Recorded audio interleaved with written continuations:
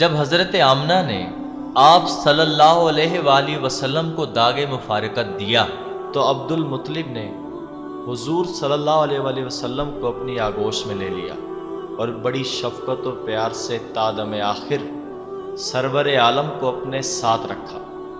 اور اپنی قریبی اولاد سے بڑھ کر بھی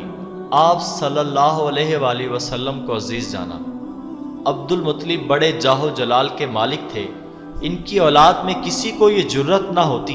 کہ ان کے بستر پر جا بیٹھے، مگر نبی اکرم صلی اللہ علیہ وآلہ وسلم بغیر کسی روک ٹوک کے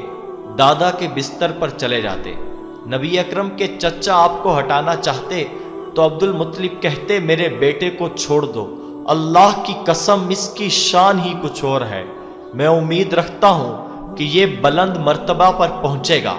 جس پر سے اس سے پہلے کوئی عرب نہ پہنچا۔ بعض روایات کے مطابق عبد المطلب فرمایا کرتے تھے اس کا مزاج شہانہ ہے۔ رسول اکرم کو دادا سے بے حد محبت تھی۔ والدین کا سایہ سر سے اٹھ جانے کے بعد دادا جو در رحمت عالم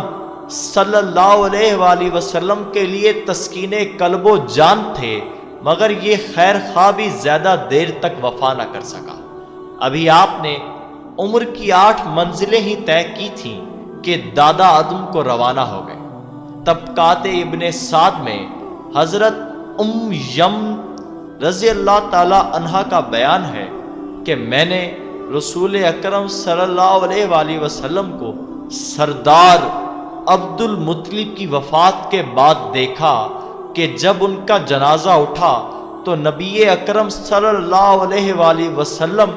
پیچھے پیچھے روتے جاتے تھے۔ ایسے دل دہلا دینے والے واقعات جو رسول اکرم کی ذات کے ساتھ منسلک ہیں، جو عبد المطلب کے جنازے کی صورت میں ہم نے آپ کے سامنے آپ کی سماعتوں کی نظر کیا، ایسے واقعات کو سننے کے لیے سنی ٹی وی چینل کو سبسکرائب کیجئے، ہماری ویڈیو کو لائک کیجئے اور شیئر کیجئے۔ جزاک اللہ۔